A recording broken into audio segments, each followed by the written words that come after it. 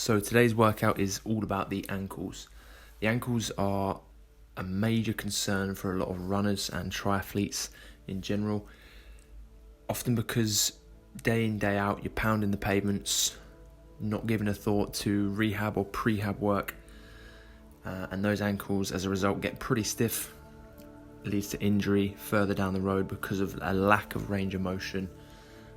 So it's important to get that joint functioning as it should, and it's going to mean that your running style or running efficiency improves as a result. First exercise here, I'm going to use the band as a little bit of neural feedback. So it basically gives the joint a point of contact to brace against, basically, and it will get that joint functioning as it should. So I'm going to attach the band to a sofa leg like I've done here, or you could use a banister or something low that you've got at home that you've got access to. Coming into a kneeling position, and I'm using the kettlebell here as an external source of weight. If you don't have a kettlebell, you can just do this without, but make sure you get the body behind the knee. So I'm taking my ankle into full range of dorsiflexion, so that's pushing the knee as far over the toe as I can. We're sending it through little pulses there, making sure we're going through full range of motion.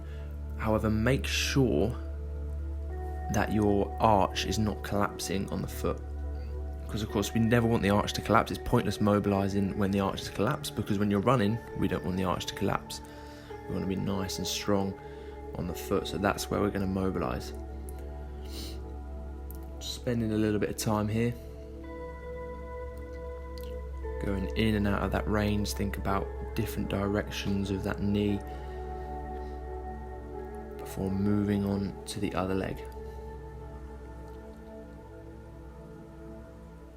It's probably a better angle to see this from. You can see I'm taking that knee through full range, but then also coming back in between. So I don't just want to hang out right at the end range.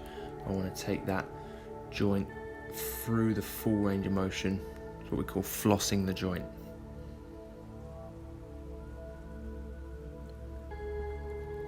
Now I see it, that band is dangerously close to being on its last legs. You can see that little tear there in the band. Notice the heel trying to come up throughout these reps and try and just secure that down into the mat. You'll notice the muscle on the front of your shin, your anterior tibialis, starts to light up as you try and force that knee into full range.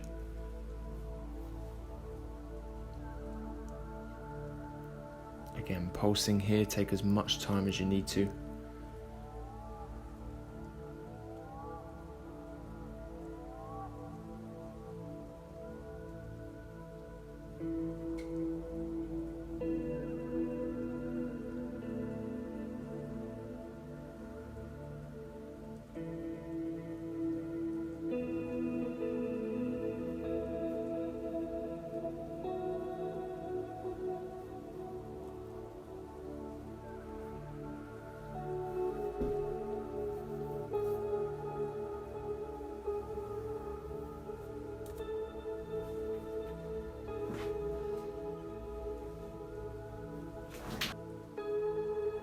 This time I'm going to reposition myself so that I'm now putting the band around the Achilles. Still want to keep it nice and low, actually under the bony bit of the ankle. And this time you're providing that feedback on the opposite side of the joint. And again, we're moving around here. We're just finding all the different ranges of motion. Trying to keep that heel down and taking that knee in all different directions, making sure we're not caving in on our arches.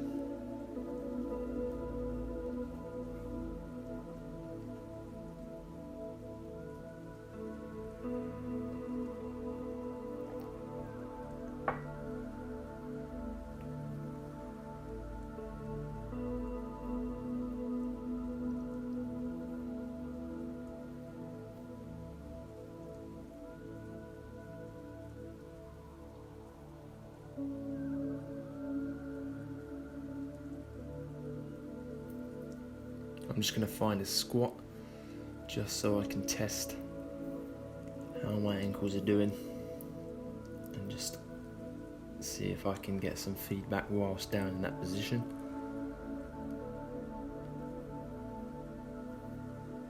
This is all about getting your body accustomed to the position that you want to subject it to.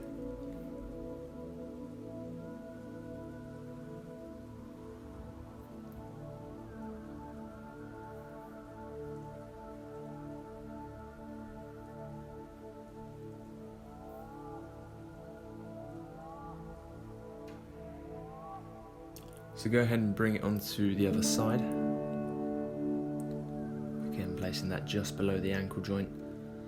Walk it back so you've got enough tension. You want a considerable amount of tension. It's not going to pull you off balance.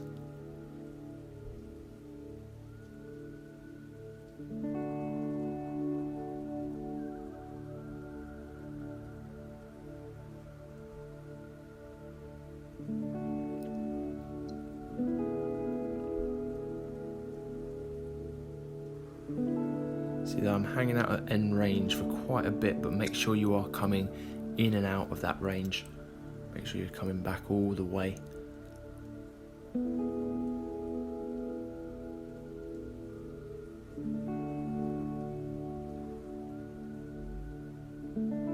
If you need a wall or sofa for support, just to push against, then feel free to grab that.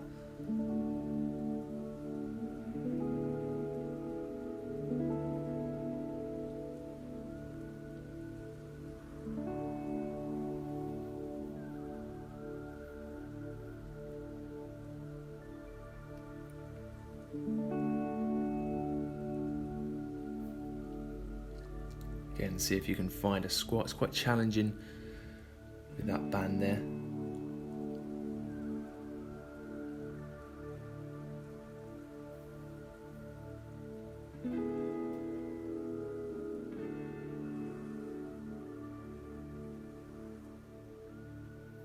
And exploring different planes of motion, so not just in that straight line with the knee over the toe, but also trying to twist the ankle as well, because obviously the body's going to move in all different planes, and we've got to make sure it's comfortable in all planes.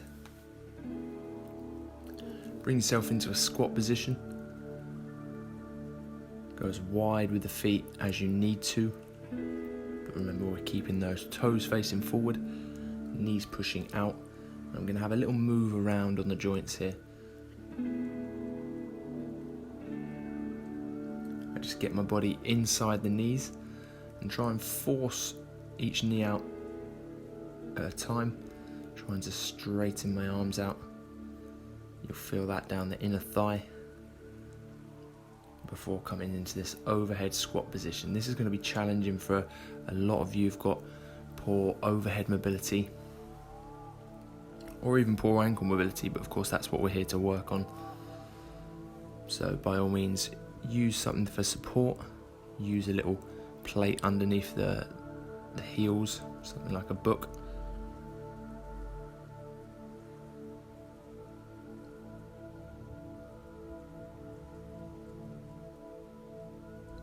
I'm now trying to find a pistol position, which is going to be even more challenging because this is the position which puts your ankle through full range, and if you're to hold that position without any support, then you're going to need not only the ankle range but the strength to keep yourself forward in that position. So I'm using my hand for support on the floor there before trying to just take that off and use the foot to pull against. See how rounded the upper back is. Again, we're exploring in this position, so by all means use that step or those books for the heel. Think about squeezing the hip flexor of the straight leg.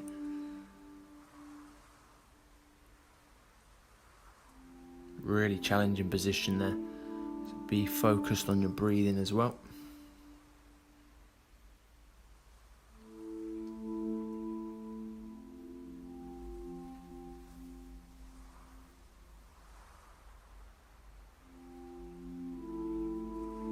So we're going to move on to a little bit of plantar fascia work with the lacrosse ball. You can use any massage ball that you've got handy, even a tennis ball, though it's not going to be as dense with which to sort of push into the muscle. You can also use the kettlebell or the handle of the kettlebell, whichever you find works well to really get into the fascia on the bottom of your foot. So I'm going to spend some time trying to seek out those tender spots, and then when I find them, just let the foot sink into it before having a little move around and seeking out all those other spots.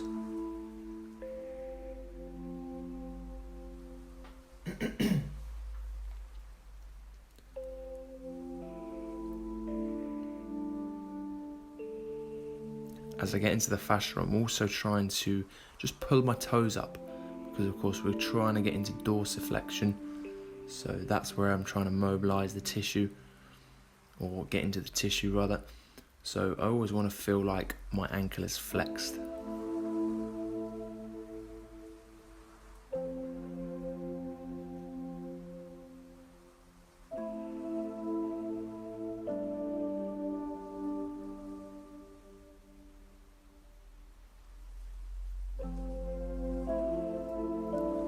It's a good habit to get into this after coming back from any of your runs, or also pre-run as well, because you'll find that if you're doing this for the first time, it's going to be pretty sore. So it just shows you how much tension builds up in that fascia on the bottom of the foot, which in turn hinders your ankle range of motion.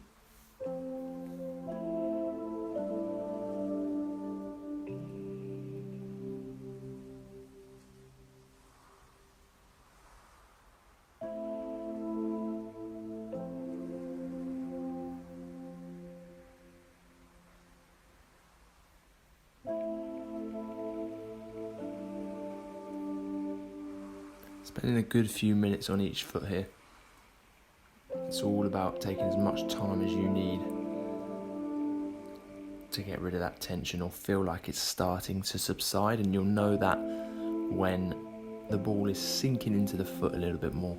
It's not tensing up as much.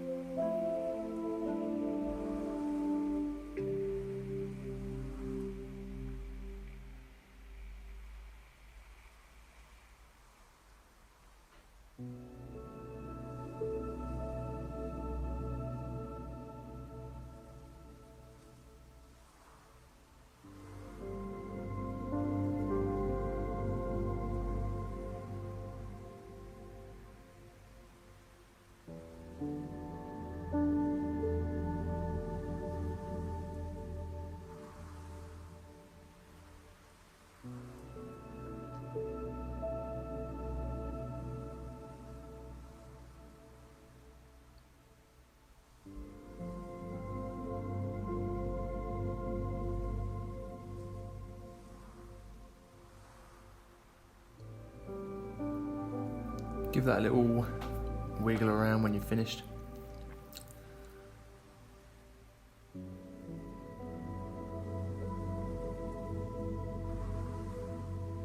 And then I'm going to get you to go into a nice wide stance for the last few minutes. We're going to work on our Cossack squat. So I'm trying to leave my weight down to one side, straighten out my left leg. If possible, keep the right heel flat to the floor when in this position, trying to keep the chest fairly upright. Again, if your hip mobility or ankle mobility is hindered, then it's going to be quite a difficult position. You'll find that the wider you start, actually the easier it is to maintain that upright position at the bottom of that Cossack squat.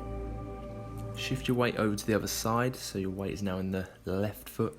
And just give the ankle a few circles. Practice pointing the toe forward. bringing it in contact with the floor and then pointing it up towards the sky.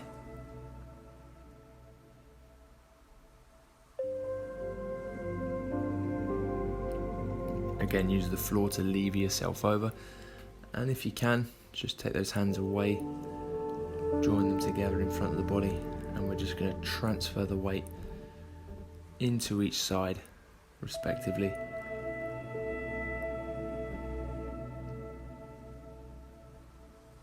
This is not a direct ankle mobilization, but it's a nice little hip mobilizer. But as you can see, we're adding in that ankle movement to stay on that theme.